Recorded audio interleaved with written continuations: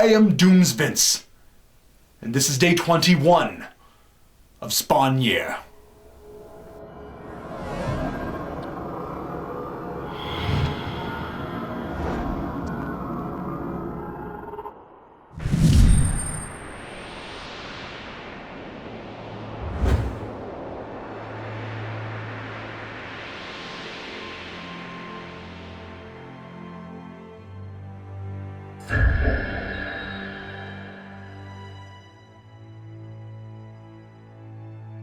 Blood. Just 3 weeks into Spawn Year, and already my life is about nothing but blood. I write with it, I smell it all the time now, I read about it. Obviously I've been reading about blood since I started, but not like this. First, that bloody pentagram from Batman's Spawn, and now demons ripping people in half and Clown punching through a hole he shot in the back of a guy's head and that he's stuck wearing the rest of the issue because he can't get it off. Violator is a 3-issue miniseries, and I have mixed feelings about it. On the one hand, I don't really want to read about the most moronic and least forward-thinking character in the Spawn books so far for 3 issues on his own.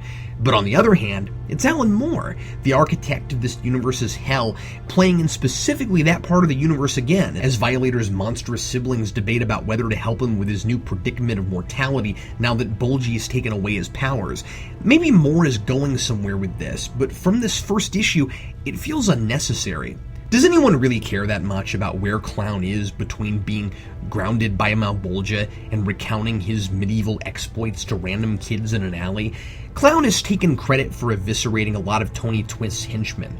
Like I said, he's a real forward thinker. And so Twist orders some of his remaining men to throw him in the drink with concrete galoshes, as it were. Of course, even Clown is smarter than expendable comic book meathead henchmen, and he manages to take one of them with him by biting his tie, a fitting move for a guy whose signature is ripping into guys with his teeth in his natural form. He gets the henchman's gun, kills him, and then kills the rest of them really, really violently. That's how he ends up with one of their heads stuck on his arm. So Twist hires a hitman to kill Clown, and after overkill, and now this guy, I'm beginning to wonder if he just keeps cartoonish assassins with silly names in a big toy box somewhere. This one is the Admonisher. Now, I know what admonish means, but here are some synonyms from the Spawn Year thesaurus in case you don't. Caution, advise against, warn, rebuke. That's right. This guy's obsession is to give you a lot of verbal crap before he murders you. There's not much of a story here, which is odd for the usually oh-so-layered Alan Moore, but I sure can't say that at least a lot of it isn't entertaining. I think Moore is channeling Ben Edlund here. Admonisher's battle cry is, "I am the Admonisher, and I'm here to give you a darn good telling off." There's something amusing about a comic book this violent being so deliberately tame with its language. It's like a campy Hanna-Barbera show if it was brutal and gory. After a couple scenes of Violator's siblings, watching him through mystical pools of blood like they're gathering around a TV set, Clown goes to a mall where he's first attacked by the Admonisher, and a bizarre image flashed in my head as Clown gets on an escalator. All these and or villain names in these books, I imagined a stair-stepped shaped mouthed monster called the Escalator. This story is about nothing more than violence. Violence for shock factor, violence for comedy, violence because that's the big thing Violator has thus far been known for. There's no real protagonist. We spend just as much time with Twist and Violator's brothers as we do with Clown.